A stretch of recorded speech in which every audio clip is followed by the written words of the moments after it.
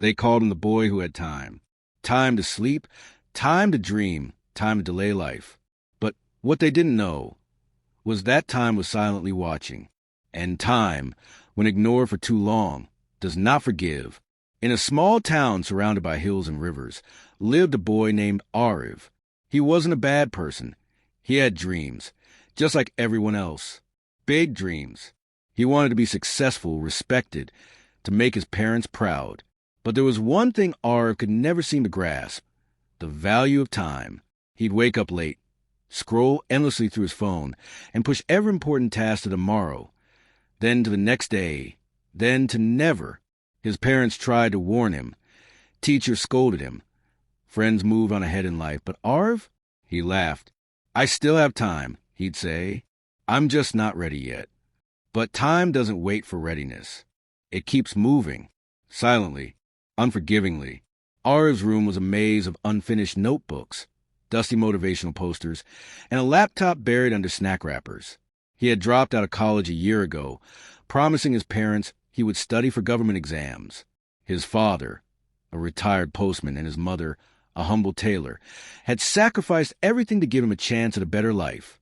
But every morning was the same.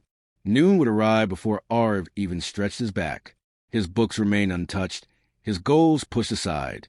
"I'll start for Monday," he would murmur, as if life was on pause until then.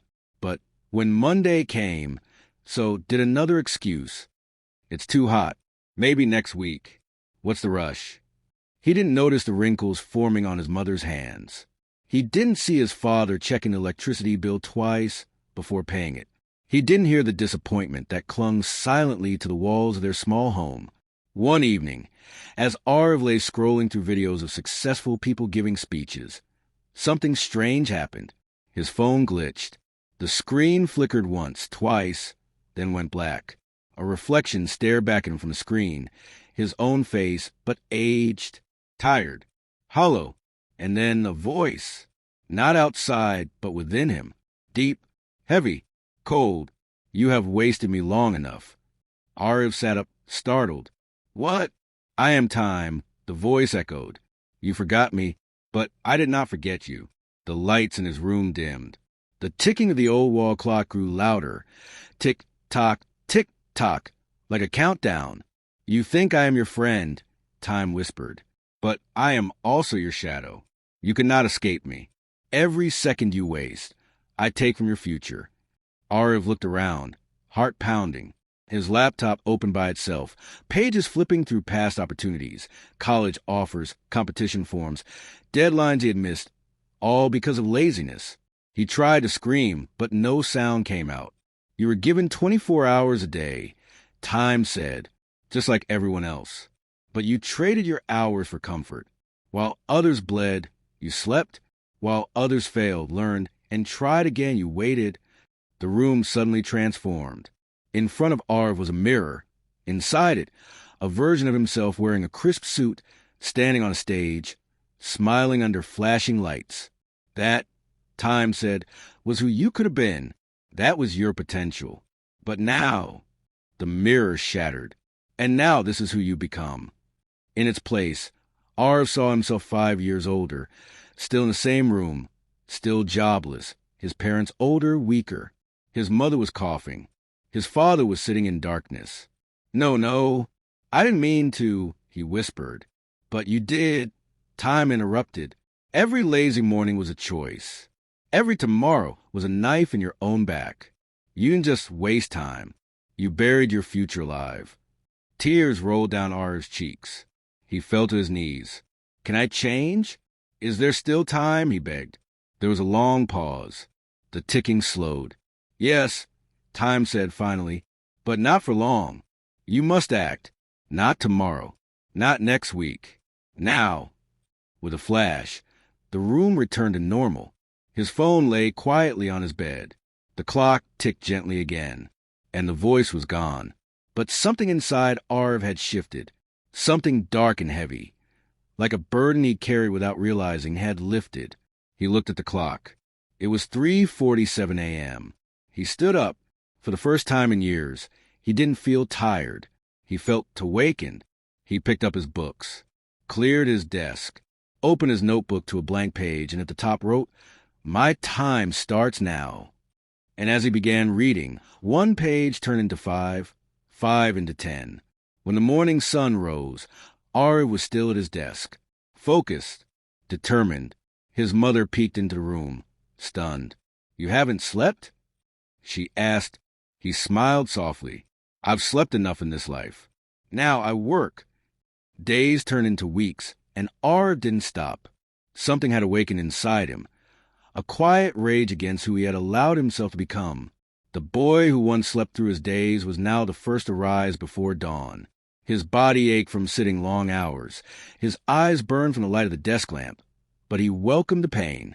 It was proof that he was alive, that he was finally fighting for his life. The neighbors noticed. His parents dared not say much at first, afraid the change might be temporary. But as time went on, they began to hope again. His father would silently leave a cup of tea at his desk every morning, and his mother would sew in silence, occasionally glance at the boy who now looked like a storm, silent on the surface but fierce underneath. Ariv applied for multiple entrance exams. He failed the first one, the second too, but this time he didn't give up. He simply opened the book again and studied harder. Still, the voice of time lingered in his ears, not like a threat, but as a constant reminder. It would echo in the silence when he felt tired. It would whisper when he was tempted to slack. "Every second matters," it would say. "Don't let comfort rob you again." Late one night, after months of discipline, a strange dream visited him. He found himself in a long, endless hallway. The walls were made of ticking clocks, some slow, some fast. At the end of the hallway stood a door, and behind it, laughter, cheering, success. He ran toward it. But suddenly, shadows appeared behind him. Hundreds of versions of himself. The lazy ones, the excuses, the times he had said later, or "I'll start tomorrow."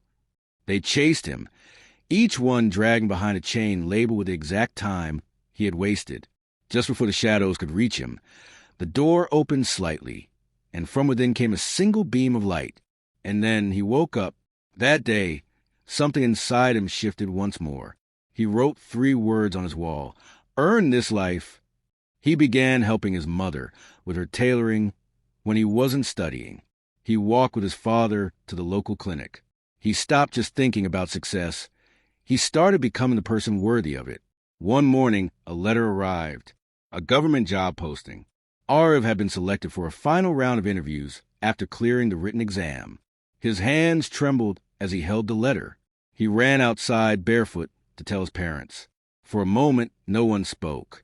Then his father, stoic, proud, often silent, placed a hand on his shoulder and said just one word: "Finally." But time wasn't done with him yet. On the day of the interview, heavy rain poured across the town. Roads were blocked. Buses delayed. Ariv stood at the edge of the street, staring at the gray sky, heart racing. A familiar voice crept into his head. "This is life's last test," it said. "Will you fight for what you claim you want?" He didn't hesitate. He grabbed his old bicycle, tied a plastic sheet around his books, and pedaled through the storm. Mud splashed across his clothes. Wind slapped his face. But he didn't stop. He arrived at the venue, drenched, 20 minutes before the interview. People stared at him, some amused, others pitying. But Ariv kept his eyes ahead. When his name was called, he walked in, water still dripping from his sleeves. The panel looked up. One of them raised an eyebrow and asked, "Did you face any trouble reaching here in this weather?" Ariv looked him in the eye and replied, "I wasted years of my life taking the easy road. I won't make that mistake again. Not for any rain. Not for any storm." The room fell silent. One of the panelists smiled. A week later, the result came in. Ariv had been selected. Permanent position. Full benefits. His mother cried. His father didn't.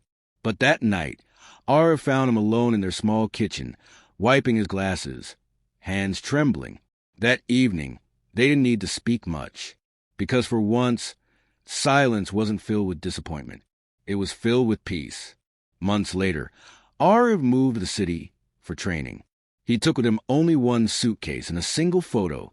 His younger self, sleeping on the couch, TV remote in hand, surrounded by junk food and unopened books. He kept that photo on his desk, not out of shame, but as a reminder that version of him still lived somewhere deep inside. But now it had no power. It was just a ghost. He often spoke to young people when he returned to his town, not as a hero, but as a warning.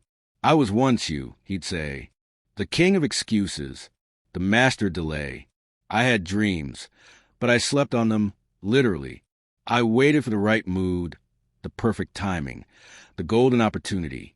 But I realized that moment never comes. You have to create it.